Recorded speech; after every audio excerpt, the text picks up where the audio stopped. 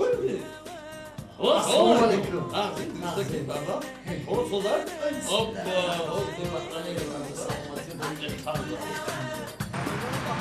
هذا طالب من تاجكستان. اهلا اهلا. جمشيد جان. جمشيد جان. هو من تاجيكستان؟ تاجكستان. هو شخص من تاجيكستان.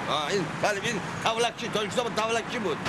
انا این در تاجیکستان شاگردی من. در تاجیکستان شاگردی من بودی. اهلا هاي شخص من تاجيكستان؟ این اهلا وسهلا اهلا وسهلا. این میگه خوش آمدید. رحمت. ای اومد کدام؟ ما دینا دینا سورزه همین سهاری تماشا یا کار کردی؟ تماشا تماشا؟ تماشا. ای نه تماشا باشد بعد. شما دامجه؟ من همیشه چند سال شده که 7-8 سال که من اینجا. 7-8 سال. من اینجا کارخانه دارم کارم نزدیک کار بگویا کارم سر بشن دارم. این من این الخلیل. نعم. این راننده من با. اینجا ماشین دارم راننده هست اینجا خانه هست همش هستم اینجا. باز یک جای کاری من بریم یک ببینیم ساعت چند بعد آمدم در کار منم. چی کار میکنی شما؟ حافظی پیش همینجا من. چی؟ حافظی پیش مملکت من. فیز؟ سرود میخونه. نعم نعم. هو في الموسيقى ونمبر 1 يعني. ايه برادر. یا این بینات.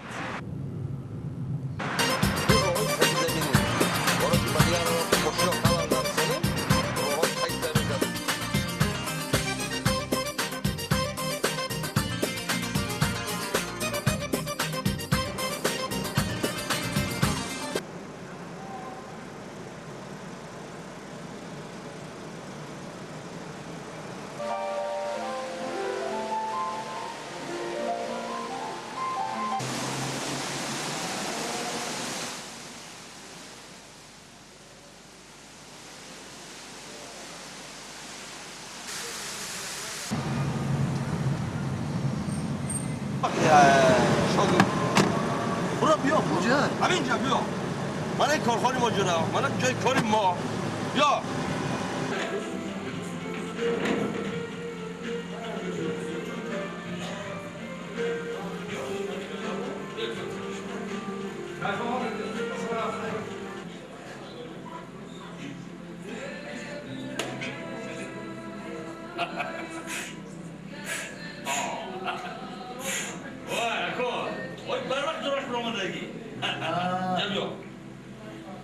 شاگردی عزیزم باشید الان جای کاری من اینجا جای کاری من الان جای برام انا اونجا الان هست میفهمی من در اینجا چیکار میکنم من شده شیرم چرا شاگردی عزیزم کمی خدا میشینده تو مهمان در رقابت من چرا فهمیدی رفتی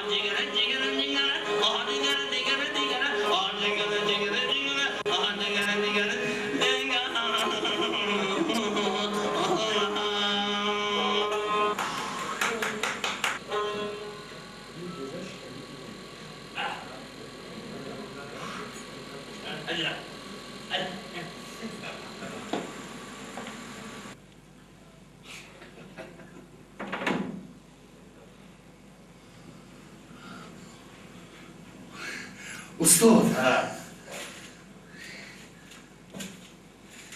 حالی حساب کردن نکنم 2 3 4 5 6 7 $700 در یک سرود دبی